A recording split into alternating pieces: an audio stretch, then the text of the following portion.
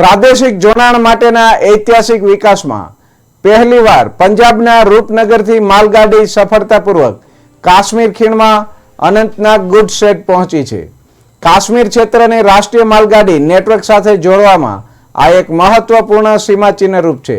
સિમેન્ટથી ભરેલી માલગાડીના આગમનથી માળખાકીય પ્રોજેક્ટ્સને વેગ મળશે અને કાશ્મીરના લોકોના જીવન ધોરણમાં પણ સુધારો થશે. ઉદ્ઘાટન માલગાડીમાં 21 BCN વેગન સિમેન્ટ લાગ્યો હતો.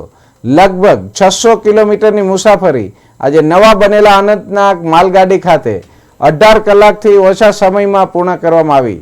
આ કાર્યક્રમમાં કાશ્મીર ક્ષેત્રમાં લોજિસ્ટિક અને આર્થિક વિકાસના નવા યુગને ટેકો આપવા માટે તેની તૈયારી દર્શાવે છે.